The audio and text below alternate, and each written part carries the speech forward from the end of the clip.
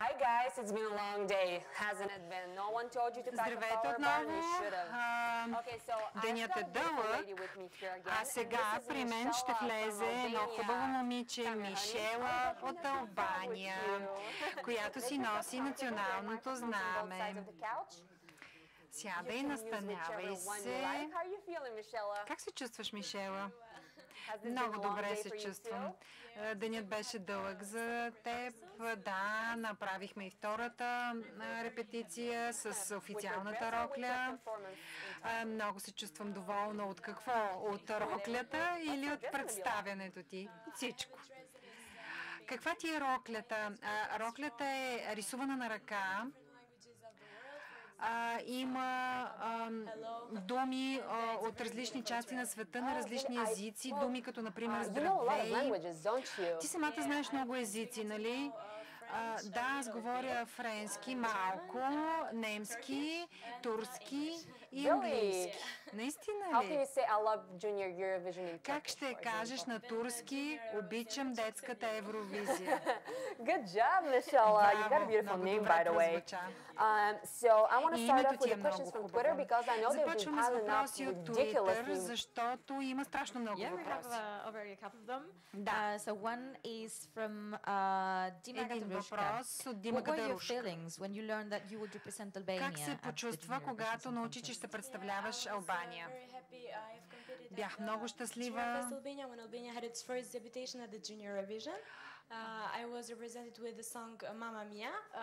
При първото представяне на Албания се участва в селекцията с една песен, която се казваше "Мама Мия". След това имаше последва втория представител и сега съм аз наред. Трудно ми стигна до тук. Да, за мен винаги е било мечта да съм част от детската Евровизия, още откакто бях 8 годишна. И това е повратен момент в кариерата ми. Как започна да пееш? Как откри таланта си? Започнах музикалната си кариера когато се явих на едно шоу за таланти. Може би не знаете кой е така, но не знаете кой е той, но в Албания имаме един формат, който е същия като гласът на съответната страна. Сега имаме въпрос от Фейсбук страницата на детската Евровизия. За какво става въпрос в песента ти и какво те кара да я пееш? Сега, името на песента е "Дамбае". Това е дума, която ние измислихме. Всички деца на света може да я пеят. Посланието на песента е любов и приятелство между всички деца по света, които пеят заедно, защото това е хармония. Всички претенденти в това издание имат много вдъхновяващи песни. Вие всички сте много млади още и всички имате послания и мечта за мир по света. Още един въпрос от What is your favorite color? Is it maybe red? От интернет. Какъв е любимият ти цвят? Дали е червено?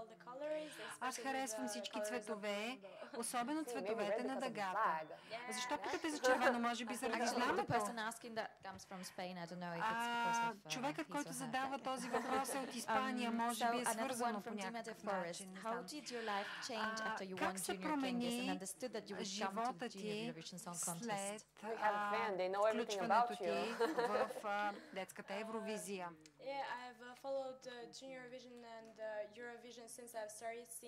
Следя тези конкурси от много малка и наистина е удивително сега да съм тук. Много съм щастлива. Okay, so I know that you're friends with the Albanian representative Знам, from че сте приятелки 2012. с I don't know, I'm gonna mess this up. представителка от Isidora? 2013 Okay, did she give you any година. important Казва се advice on how to Изидора. win this Тя даде ли ти някакъв полезен съвет как да спечелиш конкурса тази година? Не съм я срещала от месеци. защото и двете участваме в много фестивали в Албания, но не съм я срещала от известно време, но тя не можа да ми даде някакъв съвет поради това, че не съм я виждала. Ти си много интересно момиче, защото знам, че любимият ти предмет е биология, а не трябва ли да е музиката? 4 години учих пиано и китара в Албанското национално училище по музика. Сега уча в един колеж, най-различни предмети. Просто биологията много ми допада. Какво искаш да бъдеш, като пораснеш? Дали искаш да си биолог или предпочиташ да си певица? Не искам професията ми да е свързана с биологията. Може би преводач, знам много езици. Наистина ли? Това е добро начало, знаеш доста езици вече. Да, бих искала да науча също така испански и други езици. Изглеждаш много амбициозна. Добре, да те попитам какво откри за България, откакто си тук. Посетихме доста места, откакто сме тук. Най-много ми хареса центъра на града, НДК, историческия музей. Вчера го посетихме. Харесват ми и българите, много хубави хора, много са гостоприемни към чужденците. Това е много хубаво един ден. Надявам се да се върнеш в България. Току-що осъзнах, че съм заела микрофон вече 15 минути. Ако искате вие да зададете въпроси на Мишела, вдигайте ръка. Hi Michelle, I'm Fabiana from Brazil. Аз съм Фабиена от Бразилия. You were part of Ти беше част for kids before детски and now. What changed in your life from that first attempt? Какво промени живота ти, откакто участваш в такива фестивали? Вярно е, че съм участвала в много конкурси и фестивали, още от първата детска Евровизия, когато имаше национална селекция. Харесва ми да участвам в тези конкурси. Това, което ме привлече към фестивала Генов, например, е,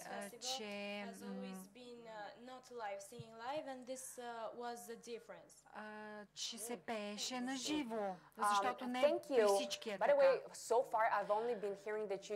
Дотук чух, че ти учиш и пееш. Какво правиш в свободното си време? В свободното си време танцувам, освен това свиря на китара и на пиано. Това е част от страстта ми. О, имаш толкова таланти, направо се чувствам непълноценна. Намери ли си приятели, откакто си тук с другите участници? Да, имам приятели тук. Например, Дестини от Малта е една от най-добрите ми приятелки сред участниците.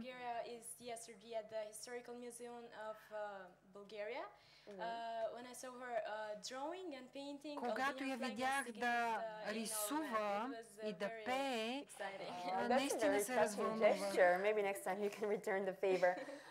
So are you ready for Saturday? Готова ли си за събота? Как се чувстваш? Става все по-нажежено. Да, много съм щастлива. С нетърпение очаквам събота. Репетициите минаха добре, нали? Остава да очакваме чудесата. Сега трябва да те пусна и за да репетираш за общата песен, за химна на детската Евровизия. Ти също така ще пееш и танцуваш на сцената, което е много трудно. Така че искам да ти благодаря, Мишела. Чудесна си.